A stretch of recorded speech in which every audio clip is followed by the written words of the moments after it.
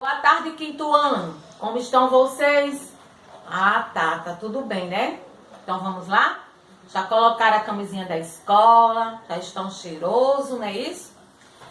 Já organizaram o lugarzinho de vocês pra gente começar? E os objetos também? Então vamos lá. Vamos tirar o livro de história, certo? E lá no livro de história vamos para a página 52. Na página 52, nós vamos encontrar o quê? O governo constitucional, certo? Que foi uma definição que começou no ano de 1934. E foi de que a eleição presidencial daquele mesmo ano seria decidida somente pelos votos das mesmas pessoas que participaram da Assembleia Constituinte, ficando definido que o povo somente poderia votar nas eleições de 1938. Ocorreu a eleição em 7 de outubro e Getúlio Vargas foi eleito com ampla vantagem sobre os candidatos adversários. Isso deu início à fase do governo constitucional. Apesar de eleito, Getúlio Vargas não ficou satisfeito com a nova Constituição, uma vez que ela diminuía o poder do presidente da República e aumentava o poder dos deputados e senadores, certo? Ele não dava a possibilidade de reeleição presidencial. Então está dizendo o quê? Que o presidente só podia ser eleito uma vez, certo? Não podia entrar para outra reeleição, né? Para ser candidato pela segunda vez. No entanto, em 1937, alguns membros do governo afirmaram ter descoberto um plano que ameaçava a segurança da nação. Esse esquema ficou conhecido como Plano Cohen e foi bastante divulgado pelo governo, o que deixou a população apreensiva e serviu de justificativa para que Vargas mandasse prender adversários políticos que anunciassem uma nova Constituição. Contudo, essa divulgação era um esquema falso que servia de pretexto para as manobras políticas de Getúlio Vargas, pois ao anunciar a nova Constituição, eles estavam dando início a um novo período no país, conhecido como quem, Estado Novo, certo? Então, a Constituição, ela começou a evoluir a partir daí, tá? Na página 53, vocês vão fazer uma atividade, certo? Vocês vão ler os textos que estão atrás, interpretar para responder as questões, certo? Na página 54, nós vamos encontrar o quê? O Estado Novo. E o que aconteceu no Estado Novo? A nova Constituição aumentava e concentrava os poderes políticos nas mãos do presidente da República. Assim, no Estado Novo, o Brasil vivia uma ditadura. Também, em 1937 a 1945, os partidos políticos foram extintos e a imprensa foi alvo de quê? De censura. Os governadores e das políticos que eram resistentes a se opunham a Vargas foram, aos poucos, substituindo as pessoas próximas do ditador, que o apoiavam. Durante a ditadura, as eleições foram suspensas, as greves foram proibidas, e a política foi usada para perseguir qualquer pessoa que contrariasse o governo. Muitas prisões aconteceram, torturas e mortes ocorreram para silenciar a oposição e as decisões do governo. Qual é o significado da palavra censura e ditadura? Aí, embaixo do texto, vai ter o glossário. E aí vocês vão descobrir qual é o significado dessas palavras, certo? Para vocês interpretar o texto melhor. Na página 55, também vamos trabalhar outro tempo e lugar.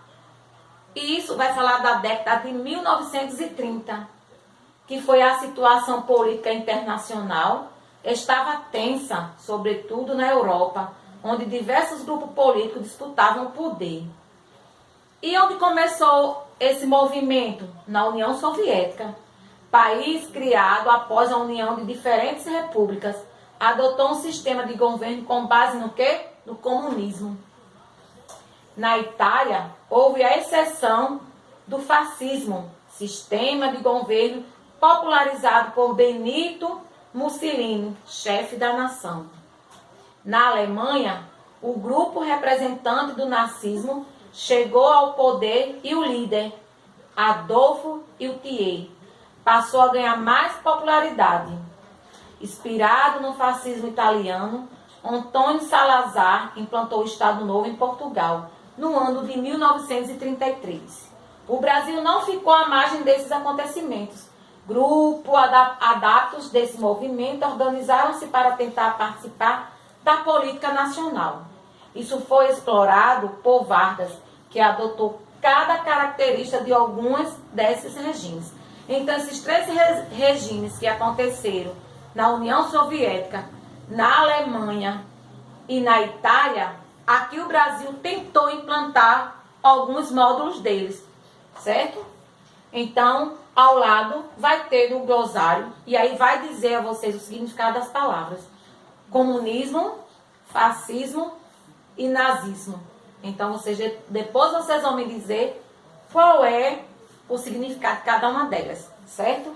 Embaixo, em seu caderno, sinto algumas semelhanças entre o regime instituído por Vargas no Brasil e os regimes implantados na Itália e em Portugal. E aí vocês vão pegar, fazer sabe o quê? Vocês vão lá no amigo de vocês e aí vocês vão dar uma pesquisada e vocês vão escrever no caderno. Vocês vão tirar o caderninho lá em História, vai colocar o nome da escola, vai colocar Natal e vai colocar a página e a resposta, certo? Do número 1, certo? Na página 56, o nacionalismo e a propaganda. O Estado Novo ele foi marcado por uma forte onda nacionalista e pelo autoritarismo de Getúlio Vargas. Esse tipo de nacionalidade foi incentivado por meio de divulgação de propagandas no meio de comunicação. Nesse período, cinemas, teatro, rádio, livros, jornais e revistas tornaram-se mais populares. Por isso, o governo vinculava neles propaganda cujo objetivo era promover os políticos do Estado Novo e incentivar o patriotismo no Brasil. As propagandas do governo Vargas transmitiam ao povo a ideia de que o Brasil passava por grande desenvolvimento. A população tinha a sensação de que as ações do presidente eram as melhores para o país e que todos deveriam trabalhar para o bem da nação. Em 1939, foi criado o Departamento de Imprensa e Propaganda, DIP, órgão do governo encarregado de finalizar toda a informação a qual a população tinha acesso, além de censurar a imprensa e as manifestações culturais, como o cinema, como o teatro, como a música, como a literatura. O DIP produzia material que valorizava a imagem do presidente, como livros, cartazes e reportagens. Então, a política, o nacionalismo e a propaganda foram crescendo dessa forma. Para divulgar políticos, eles usavam a propaganda, como até hoje existe, né? Hoje no Brasil, os políticos, eles trabalham pedindo voto no rádio, na televisão, na revista, no cinema, certo? Então, também vai ter o quê? No texto, as palavras desconhecidas, lá no glossário. E aí vocês vão tomar conhecimento o significado destas palavras, certo?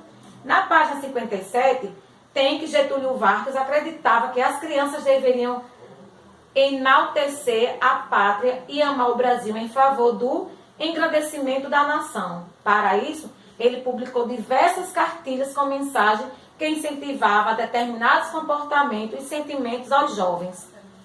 De acordo com o governo, poderiam contribuir para o desenvolvimento do país.